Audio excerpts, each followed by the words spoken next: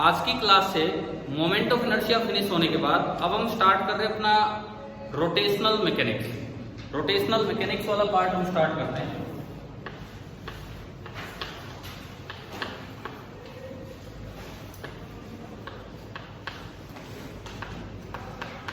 अब मैकेनिक्स में दो पार्ट बन जाएंगे, जैसे पीछे भी हमने नाम दिए।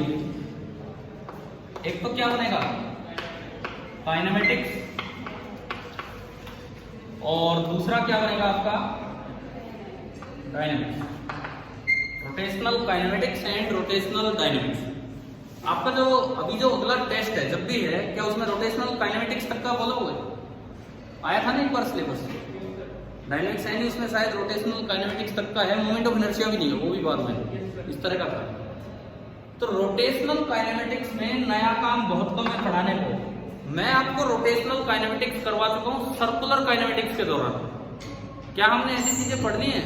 अल्फा बराबर D omega by D T, omega बराबर D theta by D T, alpha बराबर तीसरी इक्वेशन क्या थी बोलो, थर्ड जनरल इक्वेशन, अल्फा बराबर omega into D omega by D theta. याद है? अगर टाइम की बजाय थीटा के फंक्शन में हो, जैसे ए बराबर B D V by D X. फिर हम आए इस तरह की इक्वेशंस पे कि omega is equal to omega not plus alpha T, V equal to U plus A T जैसी equation, theta is equal to omega not T plus half alpha T square. ये वो थी जिनमें अल्फा कांस्टेंट होता था। Omega square is equal to omega not square plus 2 alpha theta. फिर हम एक रिलेशन पे गए थे, वी ओमेगा और आर में क्या रिलेशन होता है, क्रॉस प्रोडक्ट की टर्म्स में रिलेशन आया था। देन वहां से तो एक्सेलरेशन डिफाइन हुई थी, टेंजेंशियल एंड सेंट्रीपिटल, याद होंगी ना। तो वही है आपका रोटेशनल काइनेमेटिक्स। तो हम डायनेमिक्स पे तो फिर आएंगे, डायनेमिक्स में तो कॉज ऑफ मोशन की बात करते हैं। रोटेशनल काइनेमेटिक्स में केवल मोशन कैसा है उसकी बात हो, ठीक है। तो इन चीजों को शुरू करने से पहले आपको एक बार थोड़ा डिवीजन आना चाहिए कि भाई किस मोशन को ट्रांसलेशनल मोशन बोलना है और किसको रोटेशनल मोशन बोलना है। तो वहां से हम शुरुआत कर रहे हैं। मैं एक एग्जाम्पल आपसे पूछता हूं। मैंने एक ये बोतल ली और उसको फेंक दिया, हवा में फेंक दिया, लेकिन बाई चांस वो ऐसे गई है, उसकी ओरिएंटेशन चेंज नहीं हुई, उसकी ओरिएंटेशन चेंज नहीं हुई है। समझ गए हो कैसे जा रही है बोतल? घूमी नहीं है ये, बिल्कुल सीधी ऐसे ही गई। क्या ये मोशन प्योर ट्रांसलेशन मोशन है या नहीं?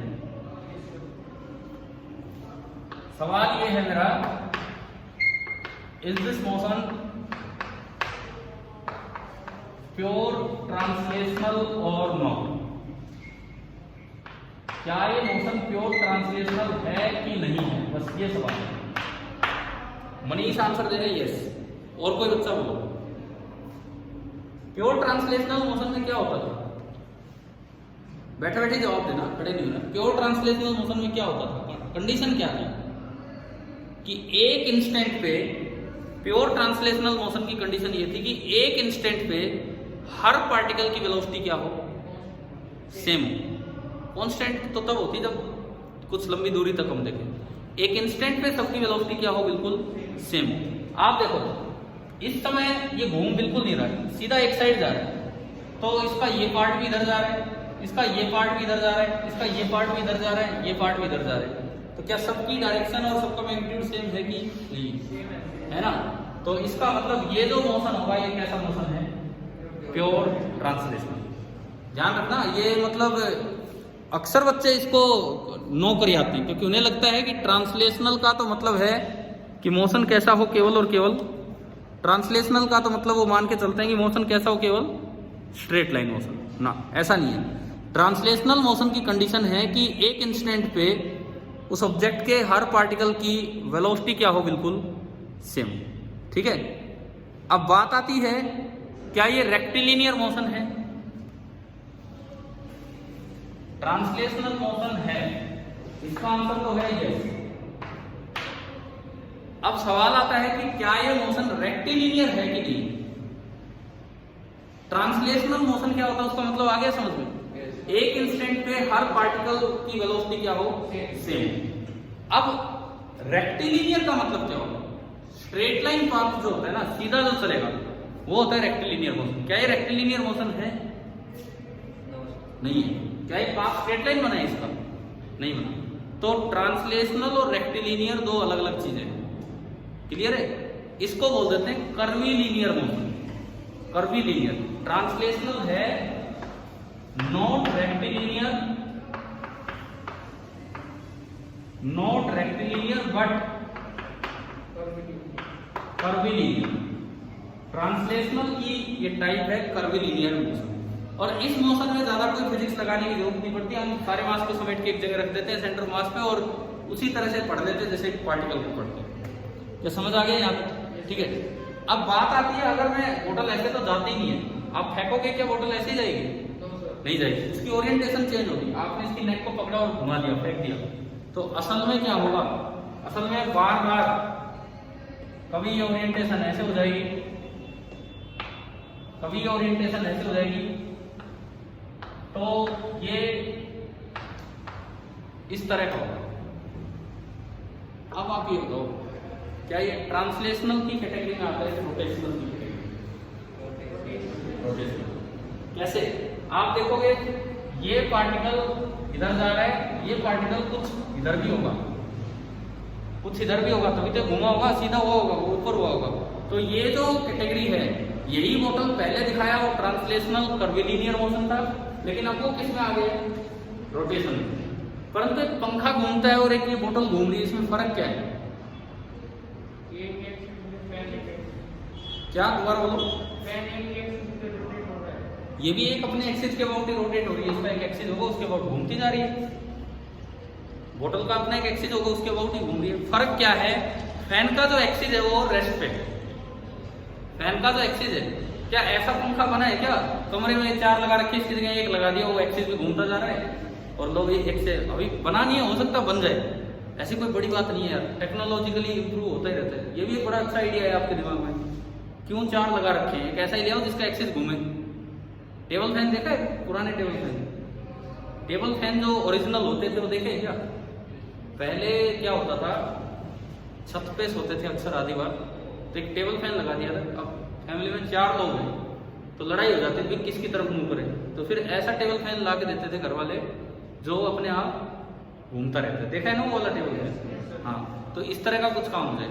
तो ये डिफरेंस है। इसमें क्या हो रहा है कि इसमें एक्सिस ऑफ रोटेशन मोशन में है, एक्सिस ऑफ रोटेशन मोशन में है, लेकिन उसके अबाउट ये रोटेशन होने लगा।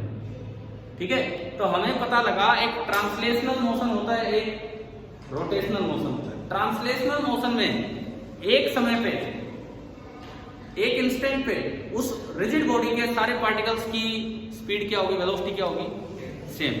रोटेशनल मोशन में एक इंस्टेंट पे सभी रिजिड उस पार्टिकल्स की वेलोसिटी अलग अलग मिलेगी। लेकिन उसमें भी एक बात का ध्यान रखना है, हम चैप्टर पढ़ रहे हैं डायनेमिक्स ऑफ रिजिड बॉडी, तो हम फ्लेक्सिबल बॉडी नहीं लेके चल रहे, हम रिजिड बॉडी ही पढ़ रहे हैं केवल। ठीक है, एक चीज का ध्यान रखना, सपोज आपसे यूं पूछा जाए, एक कोई मुझे दिखाया नहीं कैसा ऑब्जेक्ट है, मुझे दिखाई नहीं रखा, बस मुझे ये बोला है कि उसका एक पार्टिकल इधर जा रहा है, दूसरा पार्टिकल भी इधर जा रहा है, तीसरा पार्टिकल भी इधर जा रहा है, चौथा पार्टिकल भी इधर जा रहा है। बताओ ये ट्रांसलेशनल मोशन में है कि रोटेशनल मोशन में? इस वक्त कोई एक बड़ी सी रिजिड बॉडी है, इन जनरल मैंने उसके 4 पार्टिकल बनाए और चारों की वेलोसिटी आगे की तरफ आई और v आई इस समय। तो बताओ ये जो भी ऑब्जेक्ट है वो ट्रांसलेशनल मोशन में है कि रोटेशनल? कैसे? अब हाँ, उस चीज पे हम आते हैं।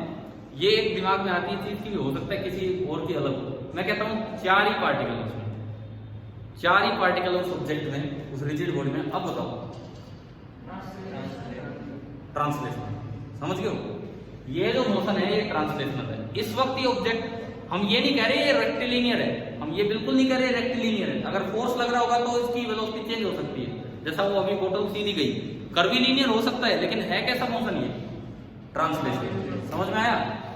अब मान लो ऐसा दिया जाए, एक इधर आ रहा है, एक इधर आ रहा है और एक इधर आ रहा है। इस ऑब्जेक्ट के 4 ही पार्टिकल और चारों की वेलोसिटी की डायरेक्शन दिखाई, कैसा होगा? रोटेशनल। ठीक है, मान लो ऐसा दिया जाए, एक इधर आ रहा है, एक इधर आ रहा है,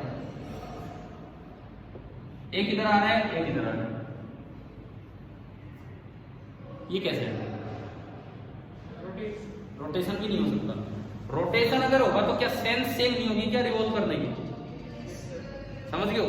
इसका ये मतलब है, इसका कंक्लूजन ये है कि ये रिजिड बॉडी ही नहीं है।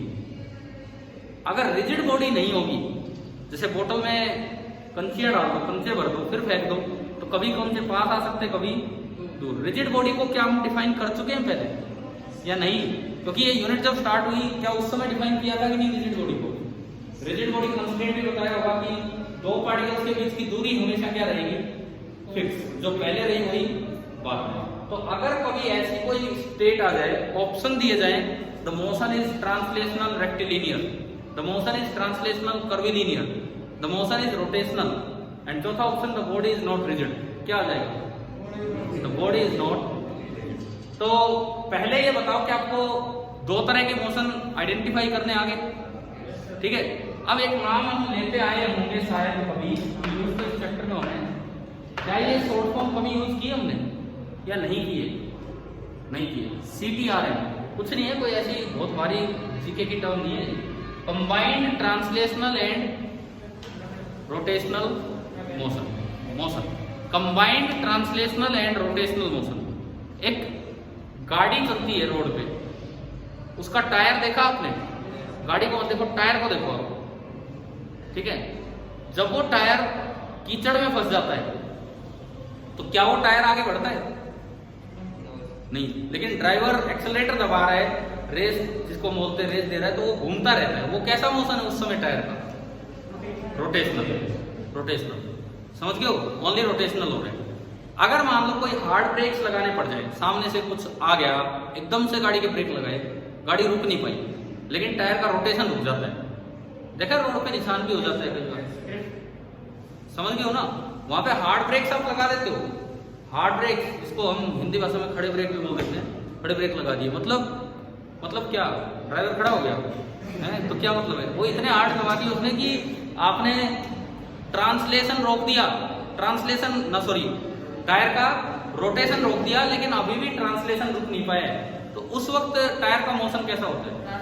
ट्रांसलेटेड। अब नॉर्मल स्थिति की बात कीजिए, नॉर्मल सिचुएशन की, जो गाड़ी आगे चलती है नॉर्मली, तो उस वक्त कैसा होता है मोशन टायर का? टायर का वो रोटेट भी करता है, साथ में उसका एक्सिस आगे भी चल रहा होता है। इस मोशन को हम क्या बोल देते हैं?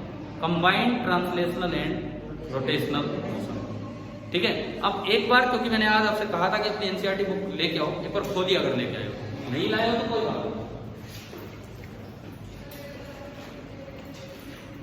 नहीं है, कोई बात नहीं, आप इधर देख लो बस जो मैं बता रहा हूँ। चैप्टर निकालो system of particles and rotational motion, जहां ये चैप्टर स्टार्ट हो रहा है हमारी बुक में। ये पेज नंबर 141 है, आप देख लो। कोई कई बार क्या होता है, नई बुक में थोड़ा पेज ऐड हो जाते हैं एक्स्ट्रा। 141 पे ही है, देखिए एक बार। इसमें से कुछ चीजें हम आपको दिखाते। कितने बच्चों के पास बुक है अभी क्लास में? 1 2 3 4, बस। घर पे भी नहीं खरीदी है, नहीं खरीदी है एनसीईआरटी नहीं ली है, ये ले लो भाई। देखो एचसीवी ठीक है, अच्छी किताब है, लेकिन ज्यादा मैटर एनसीईआरटी में। एचसीवी में क्वेश्चंस अच्छे हैं, बट मैटर ज्यादा एनसीईआरटी में दिया गया है क्वेश्चंस के अलावा, तो हमें वो बुक ले लेनी चाहिए। एक बार देखिए, इसमें नहीं है तो सुन लीजिए। सबसे पहले पेज पे इन्होंने रिजिड बॉडी को डिफाइन किया है। रिजिड बॉडी क्या होती है? ब्लैक बोल्ड कर रखा है इन्होंने, दिख रहा है? ये लिखता है आइडियली होती है रिजिड बॉडी। कोई भी बॉडी रिजिड होती नहीं है। आपने पुल बना दिया, वो भी रिजिड नहीं है। पुल बना दिया, वो भी रिजिड नहीं है, उसमें भी बेंडिंग हो जाती है। पुल भी बेंड हो जाएगा थोड़े दिन में, ठीक है ना? Ideally rigid body is a body with a perfectly definite and unchanging shape. ये तो हमारे काम की बात नहीं है, हमारे काम की बात अगली है।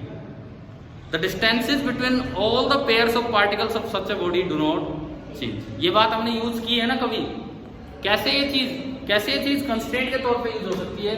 देखो, ये जो अभी लास्ट में इसमें बताया कि अगर कोई रिजिड बॉडी है, अगर ये कोई भी रिजिड बॉडी है, कैसे ही मूव करा लो, ये पार्टिकल नंबर 1 ये इसका पार्टिकल नंबर 2 और इनके बीच की डिस्टेंस है r12। आप इसको फेंक दो, ट्रांसलेट करा दो, रोटेट करा दो, CTRM करा दो, r12 चेंज नहीं होगा।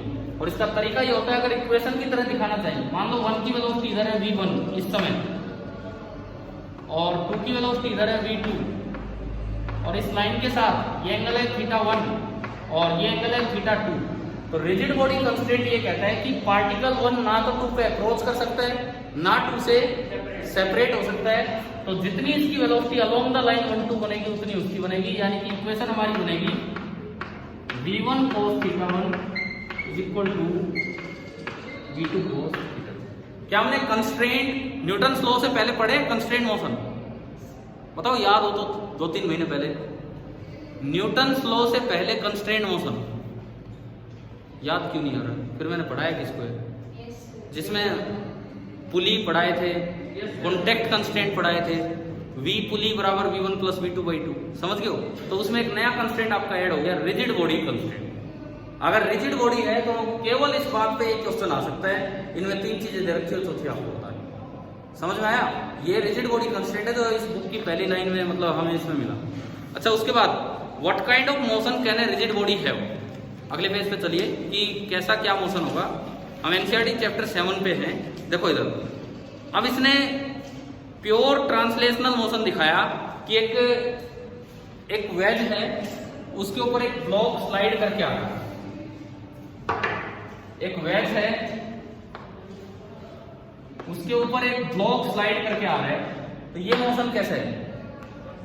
प्योर ट्रांसलेशनल, ठीक है। ऐसा नहीं कि हर समय वेलोसिटी कांस्टेंट है, इस पार्टिकल की वेलोसिटी यहां कुछ देर बाद में बढ़ जाएगी ड्यू टू ग्रेविटी, लेकिन एक इंस्टेंट पे इस पार्टिकल की वेलोसिटी इधर इतनी है, दूसरे की भी इधर इतनी है, तीसरे की भी इधर इतनी है, तो एक इंस्टेंट पे सबकी वेलोसिटी सेम है। तो ये मोशन कैसा होगा? Pure translational. ये रेक्टिलिनियर है कि कर्विलिनियर? रेक्टिलिनियर, क्योंकि ये स्ट्रेट लाइन पाथ है। समझ में आया? तो एक तो ये वाले मोशन है। अच्छा, अब इन्होंने प्योर ट्रांसलेशनल मोशन को दिखाया। देखो बुक में ना इन्होंने बोल्ड करके अलग से लाइंस को बोल्ड किया हुआ है, जहां भी ये कुछ बताना चाह रहे हैं। जो आपको अंडरलाइन करना पड़ता है वो उसने पहले ही बोल्ड कर दिया। इसमें लिखता है in pure translational motion at any instant of time all the particles of the body have same velocity. ये नहीं कह रहा कि all the particles have constant velocity, क्योंकि उसका मतलब कुछ और हो जाएगा। उसका मतलब ये हो जाएगा कि अभी जितनी वेलोसिटी उतनी वेलोसिटी बाद में। ये नहीं, एक इंस्टेंट पे हर पार्टिकल की वेलोसिटी क्या हो? सेम। तो ये इन्होंने ट्रांसलेशनल मोशन को डिफाइन किया। फिर इन्होंने एक नया मोशन बताया, रोलिंग मोशन। रोलिंग, जो गाड़ी, rolling is a special type of CTRM। CTRM अभी मैंने आपको बताया, गाड़ी जब रोड पे चलती है। रोलिंग उसका एक स्पेशल केस होता है, जब गाड़ी रोड पे स्लाइड ना करे, टायर रोड पे फिसले ना, बस चलता रहे आराम से आगे, तो CTRM भी है। साथ ही साथ उस मोशन को क्या बोलते हैं? Rolling motion. अगर टायर, देखो नॉर्मली जब गाड़ी चलती है तो क्या टायर स्लिप होता है क्या रोड पे? बिल्कुल नहीं होता। जो टायर का बॉटम पॉइंट है ना, जो रोड के कॉन्टेक्ट में, उसकी स्पीड कुछ नहीं होती, फिर अगला फिर अगला फिर अगला, लेकिन उनकी स्पीड कुछ नहीं होगी। जो भी हिस्सा रोड के साथ टकराएगा नीचे, उसकी स्पीड नहीं होगी, वो स्लाइड नहीं करेगा। तो ऐसा CTRM मोशन को हम क्या बोलते हैं? Rolling motion. ठीक है, हम आगे लेंगे रोटेशनल मैकेनिक्स में पूरा। अच्छा, उसके बाद ये लिखता है रोटेशन में एक एक्सिस ऑफ रोटेशन होता है। अब एक तो दिए इन्होंने फिक्स्ड एक्सिस ऑफ रोटेशन के अबाउट, कैसे दो एग्जांपल दिए हैं, आपको दिख रहा होगा बुक में, अगर बुक है तो। एक तो पंखा दिखा रखा है, ऊपर दिख रहा है ये फैन, और नीचे मटका बना रहे कुम्हार का, ये वो है पूरा अरेंजमेंट। तो इसमें वो भी तो फिक्स्ड एक्सिस के अबाउट घूमता रहता है। तो ये वो मोशन है जिनमें रोटेशन है, लेकिन एक्सिस ऑफ रोटेशन क्या है? रेस्ट पे है, मतलब फिक्स है। ठीक है, फिर एक ऐसा भी मोशन आया जिसमें एक्सिस ऑफ रोटेशन मूव कर रहा है और साथ में रोटेट भी हो रही बॉडी, जिसको हमने क्या नाम दिया? CTRM। लेकिन हमने जो अभी देखा ना, उसमें एक्सिस ऑफ रोटेशन सीधा चल रहा था। एक्सिस ऑफ रोटेशन सीधा चल रहा था। एक ऐसा भी मोशन होता है जिसमें एक्सिस ऑफ रोटेशन भी रोटेट करता है और बॉडी भी उसके अबाउट क्या करेगी? रोटेट। जब गाड़ी का टायर का आप मोशन देखते हो तो एक्सिस ऑफ रोटेशन के अबाउट तो टायर रोटेट कर रहे हैं, लेकिन axis of rotation rotatory motion में नहीं है। एक्सिस ऑफ रोटेशन कैसे मोशन में है? ट्रांसलेटरी मोशन में। उसको हमने बोल दिया CTRM, combined translational and rotation. इसके अलावा एक और मोशन है जिसमें एक्सिस ऑफ रोटेशन भी रोटेट करता है और उसके अबाउट बॉडी भी क्या करेगी, रोटेट करेगी। कैसा, ऐसे भी इसने बुक में दो एग्जांपल, एक तो वही टेबल फैन का एग्जांपल दिया, एक तो वही इन्होंने टेबल फैन वाला एग्जांपल दिया है। नीचे ये दिखा रहे हैं कि जैसे मान लो ये पंखा है, सपोज ये पंखा है, पता नहीं बुक की क्या हाल हो गया, 2-3 पेज इधर के गए, 2-3 पेज। सुनो, ये फैन है और ये घूमता भी जा रहा है, सीधा भी रोटेट कर रहा है, परंतु जो इसका एक्सिस ऑफ रोटेशन है वो यहाँ पे चल नहीं रहा, वो ट्रांसलेट नहीं हो रहा, वो भी क्या कर रहा है, रोटेट कर रहा है। ठीक है। या फिर एक और भी एग्जांपल दिया है, गुब्बारा सा ले रखा है, स्पिनिंग टॉप। एक स्पिनिंग टॉप लिया, एक टॉप है कोई ऐसा गोल सा, वो घूम भी रहा है लेकिन उसका बॉटम पॉइंट फिक्स है और वो यूं भी चक्कर काट रहा है और साथ में घूम भी रहा है। अर्थ का रोटेशन नहीं होता ऐसे, अर्थ रोटेट भी करती है और साथ में रिवॉल्व भी करती है। तो ये तो डिफरेंट टाइप्स ऑफ मोशन की बात हुई। और यहाँ पे एक वर्ड इन्होंने यूज किया होगा, प्रिसिशन। देखिए इस वर्ड का क्या मतलब है,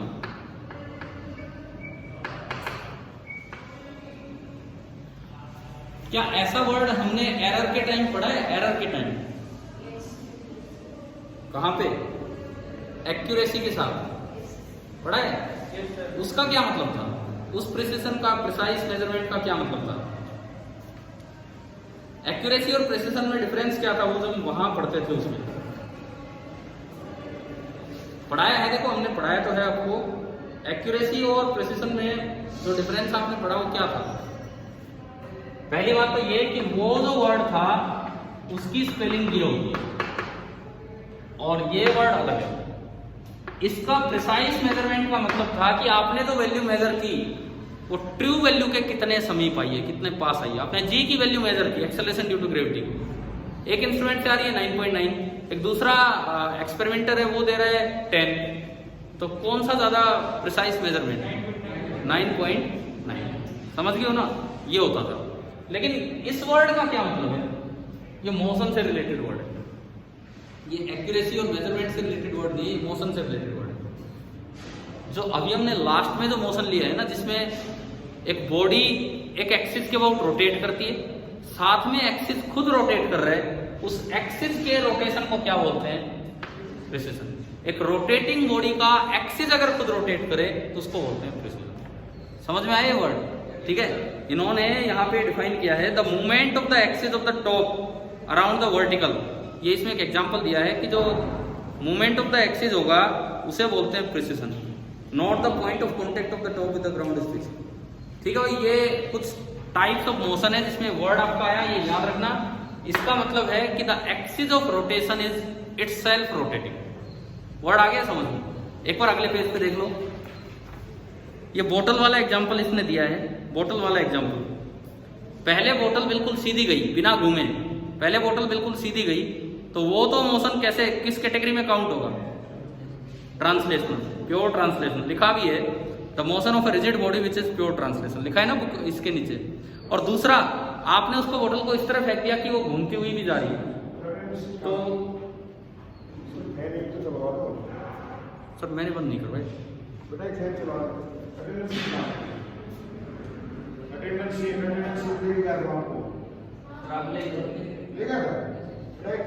तो फैन वैसे क्यों बंद थे पहले से?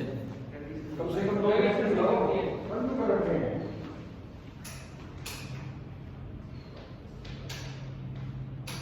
इनको कर दो बंद, सुनो, कर दो इनको बंद। अरे यार आपने पहले से बंद कर रखे थे, ठीक ठाक मौसम है, रिकॉर्डिंग थोड़ी ठीक हो जाएगी।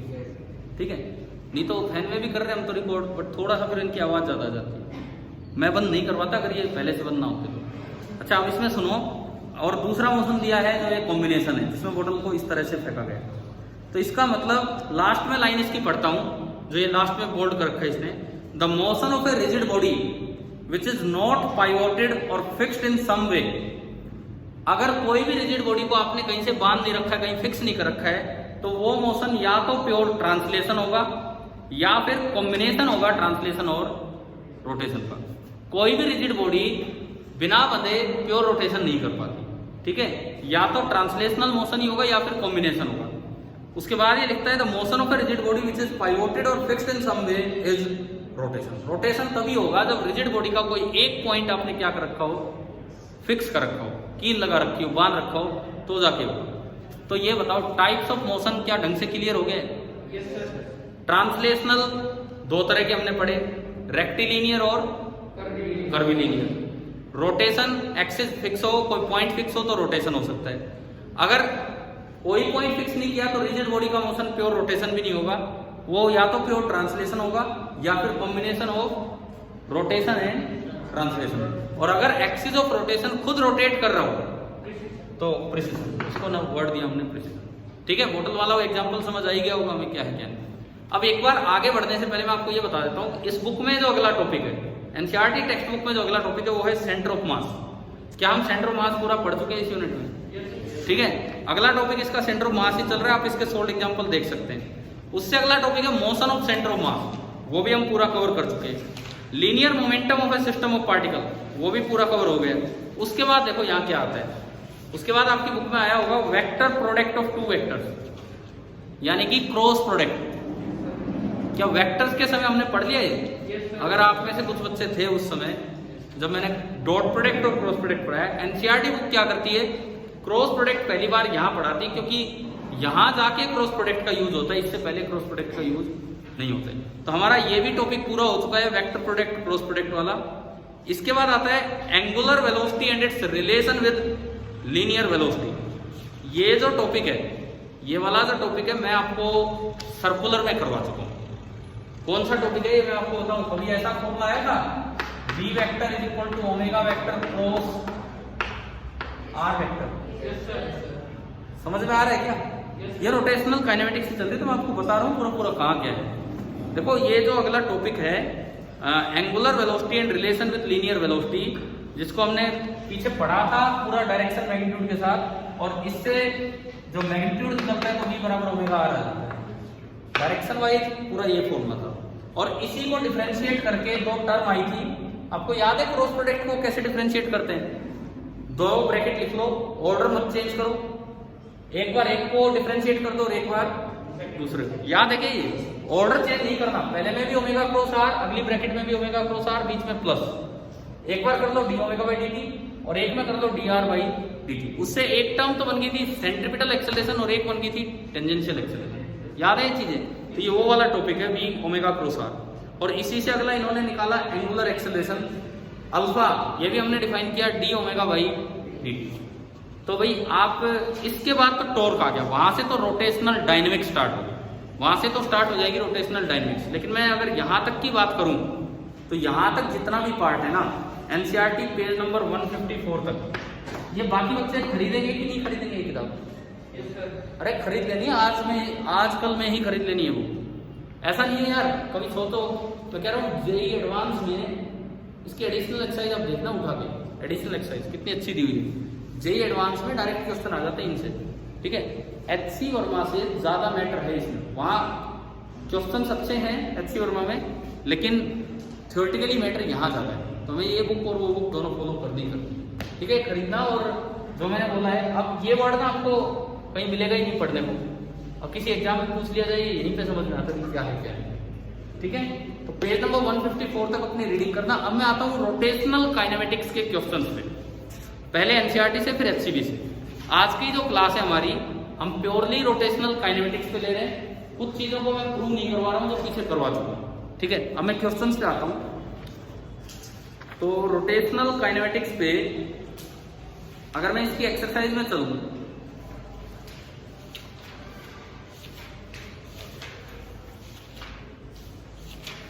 देखो एक्सरसाइज पेज नंबर 178 पे है। सेंटर ऑफ मास और रोटेशनल काइनेमेटिक्स तक के क्वेश्चन जो आप ट्राई कर सकते हैं, दैट इज 7.1 to 7.6। 7.1 to 7.6 भी नहीं, 6 में तो एंगुलर मोमेंटम आ गया। 7.5, 7.1 to 7.5, उसके बाद मोमेंट ऑफ इनर्शिया और ये सब चीजें आ गई।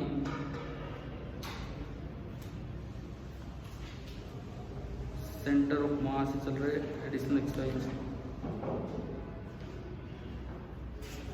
ठीक है। अब हम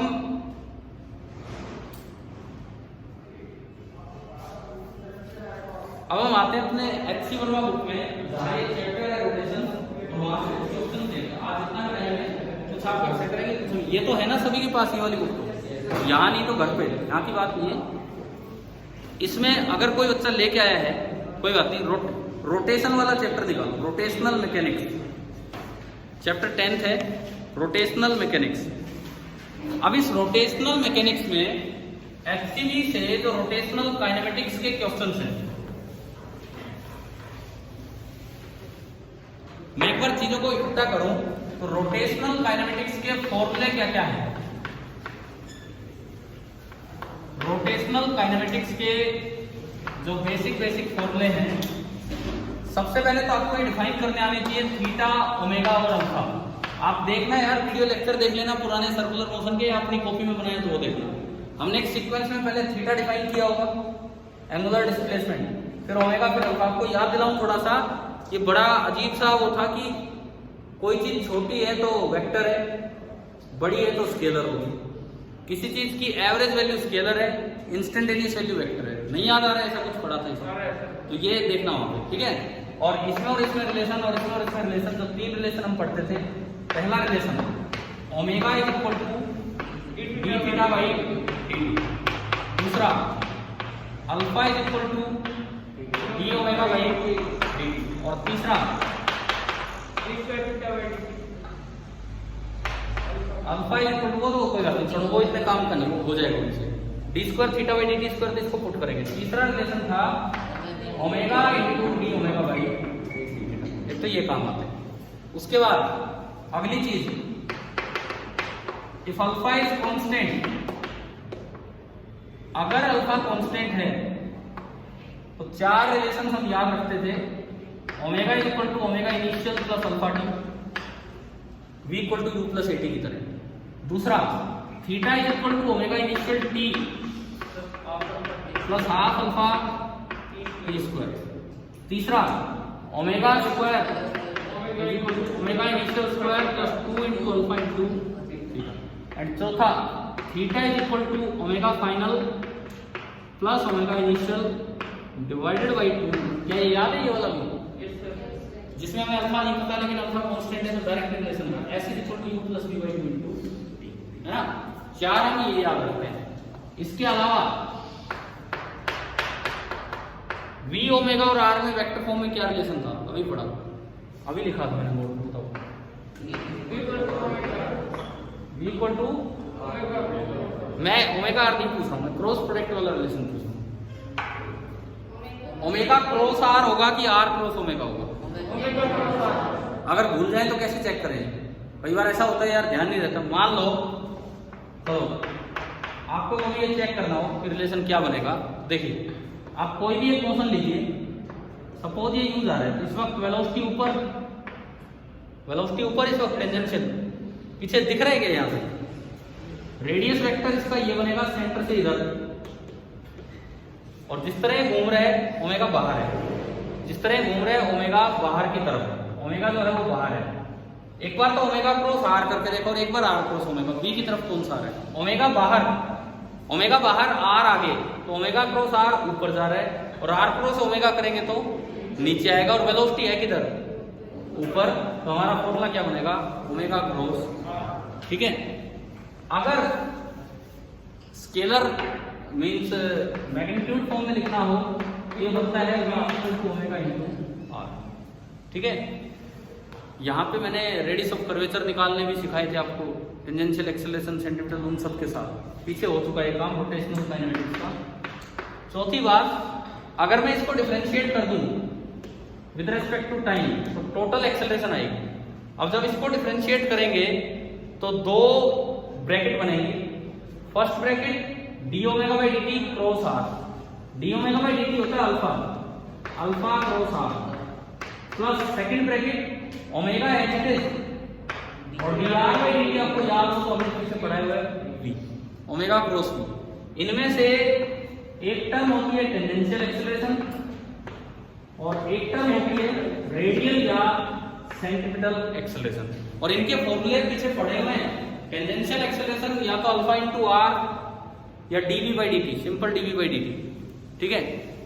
रेडियल एक्सेलरेशन या तो ओमेगा इंटू वी या ओमेगा स्क्वायर आर या वी स्क्वायर बाई आर। तो जरूरी ये चीजें रिवाइज करें। अच्छा, अगर दोनों की वैल्यू दे रखी हो तो नेट एक्सेलरेशन कैसे निकालेंगे? स्क्वायर करके ऐड करके अंडर रूट, क्योंकि ये दोनों 90 डिग्री पे होते हैं, एक रेडियस के अलोंग और एक टेंजेंट के अलोंग। क्लियर है? रोटेशनल काइनेमेटिक्स में यही सब चीजें यूज होनी है। मींस जो आपके अगले टेस्ट में जो पार्ट आ रहा है हम पीछे कवर कर चुके हैं, आप उनकी थ्योरी वाला पार्ट अपने आप रिवाइज करें। अब देखो एचसी वर्मा में कितने सवाल हैं उन पे। ये जो चैप्टर नंबर 10 है rotational mechanics, worked out example में क्वेश्चन नंबर, ये पेज नंबर है आपका 183। वर्कड आउट एग्जाम्पल में 1 2 3 पहले 3 सवाल। अगर मैं एचसीवी की बात करूं, एचसीवी में जो वर्कड एग्जाम्पल्स हैं 1 से 3, चैप्टर 10 की मैं बात कर रहा हूं। और एक्सरसाइज में ये आज का होमवर्क है जो आपको करना है, कुछ इनमें से अभी कर रहे होंगे, कुछ आप घर से करेंगे। और जो एक्सरसाइजेज है, एक्सरसाइजेज उसमें पहले से लेके 9वें में तो मोमेंट ऑफ इनर्शिया आ गया 8, 1 to 8। ये पहले कभी किए हैं कि हमने सवाल नहीं किए, तो अब आप करेंगे। एक्सरसाइजेज में क्वेश्चन नंबर 1 to 8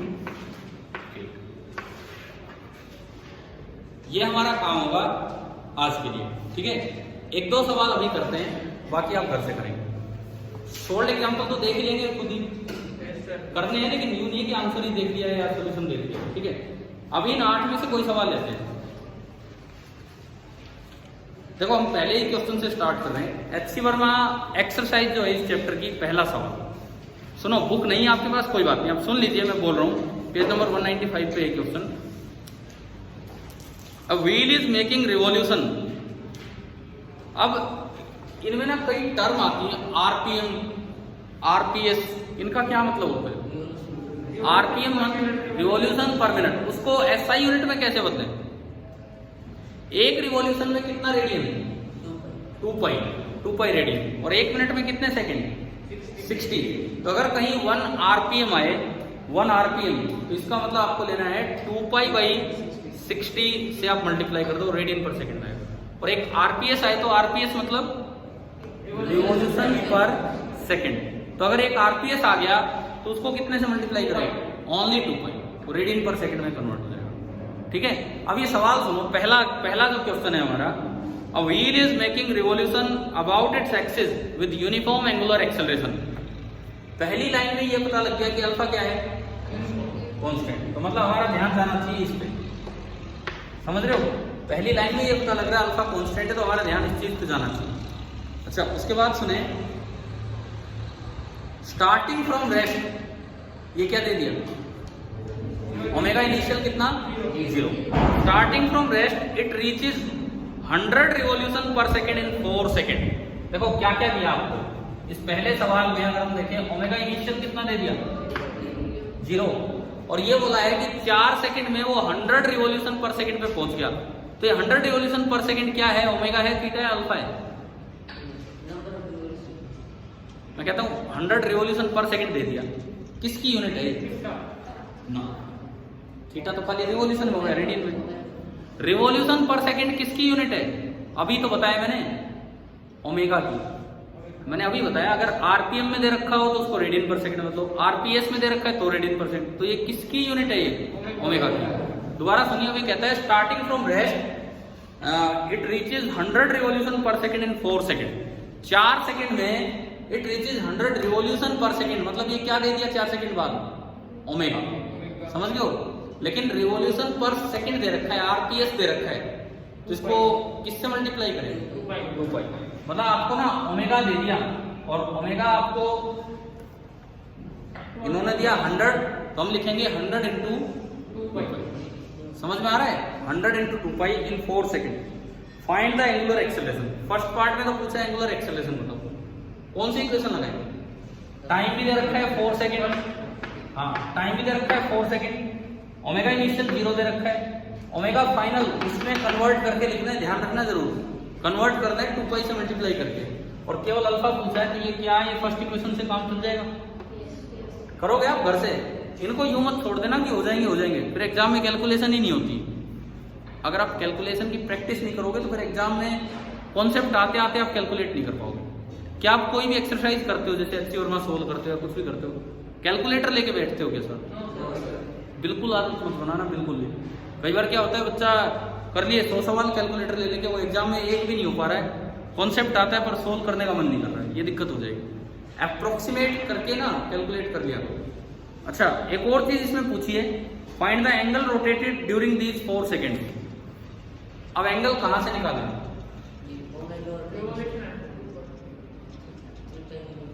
देखो थीटा चाहिए, क्या आप कुछ और तरीका बता रहे थे? वो बिल्कुल गलत बता रहे थे आप, जो बता रहे थे ना, आप क्या बता रहे थे कि वो तो दे रखा है कि रिवॉल्यूशन पर सेकंड। ना भाई ना, वो तो एक स्पीड है जो उस समय हुई है, ठीक है। थीटा चाहिए मुझे, आप चाहो तो ये लगा सकते हो, कैसे? ओमेगा इनिशियल इनटू टी कितना हो गया?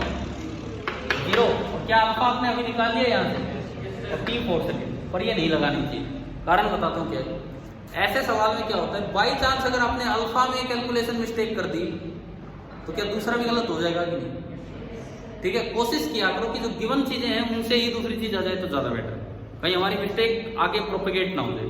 समझ गए हो? तो और बताओ, और कौन सी इक्वेशन है जिससे थीटा निकलेगा? 4। समझ गए हो?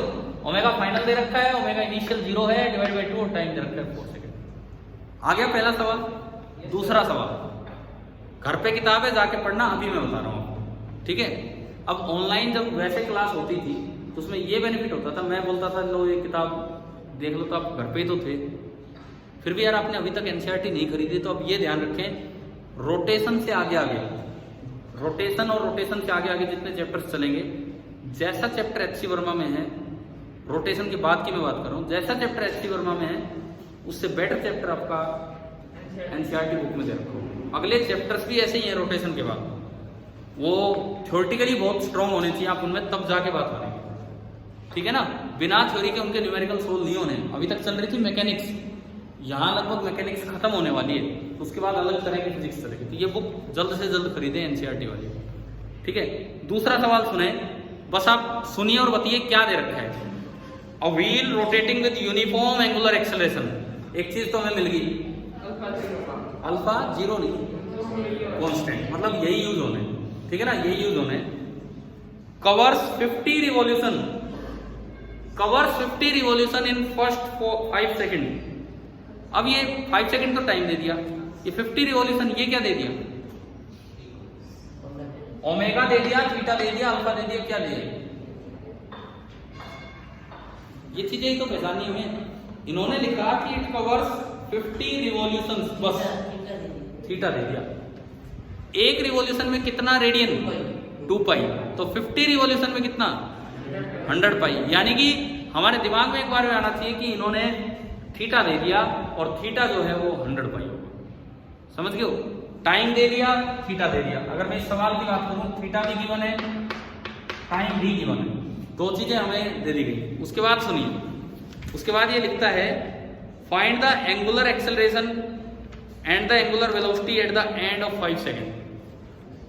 एक तो एंगुलर एक्सेलरेशन कितना है और एक 5 सेकंड बाद इसकी एंगुलर वेलोसिटी कितना होगा। और बीच में लिखा था starting from the start. From the start मतलब इनिशियल कितना मान लो आप?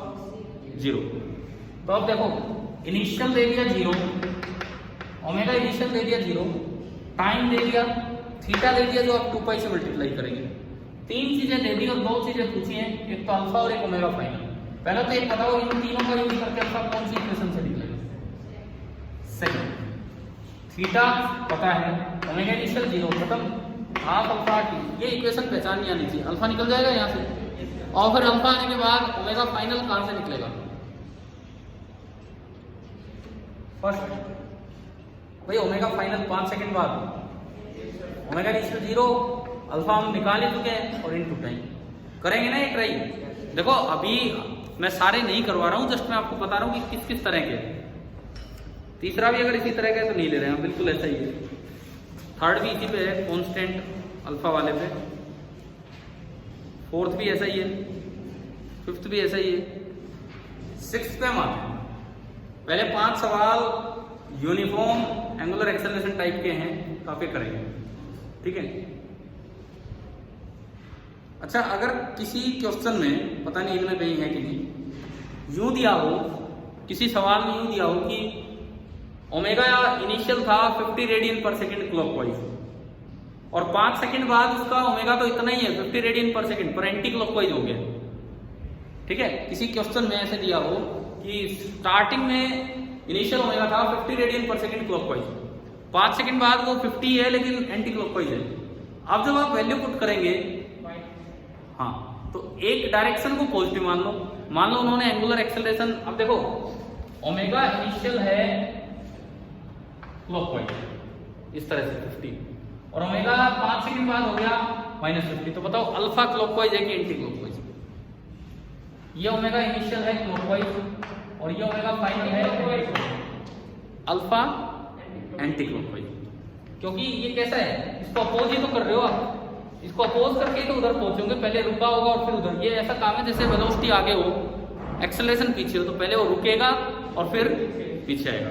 तो अगर ओमेगा इनिशियल इधर है, ओमेगा फाइनल उधर है, तो इट मींस अल्फा भी उधर होगा। तो आप उस डायरेक्शन को पॉजिटिव मान लो, उस डायरेक्शन को पॉजिटिव मानेंगे तो जो ओमेगा इनिशियल की वैल्यू 50 नहीं, बल्कि हम क्या यूज करेंगे उसमें -50। इन सभी इक्वेशंस में वो -50 हम यूज करेंगे, ठीक है। अब आप आइए क्वेश्चन नंबर 6 पे। 5 होने के बाद हम सवाल नंबर 6 पे आते हैं। Question number 6, a disc of radius 10 centimetre is rotating about its axis at an angular speed of 20 radian per second. देखो इन्होंने ये दिया है कि एक डिस्क घूम रही है, उसका रेडियस दे दिया और शायद उसका ओमेगा भी दिया हो, इस तरह का कुछ है, हाँ 20 radian per second. Find the linear speed of a point on the rim and middle point of radius. अब ये वो सवाल है कि ये कहते हैं एक तो इसकी स्पीड बताओ और एक मिडल पॉइंट की स्पीड बताओ। ये कैसे निकलेंगे? अगर मुझे ओमेगा पता है और रेडियस ऑफ द डिस्क पता है, मुझे ओमेगा पता है और रेडियस ऑफ द डिस्क पता है, तो डिस्क के एंड पे जो point v is equal to omega, लेकिन वो तो इसकी स्पीड होगी v is equal to omega r। इसकी स्पीड क्या होगी मिडल पॉइंट वाले की? मिडल पॉइंट वाले की स्पीड क्या होगी? r की वैल्यू होगी, ओमेगा सेम रहेगा। एक एक्सिस के अबाउट जब कोई बॉडी घूमती है तो हर पार्टिकल का ओमेगा क्या रहता है?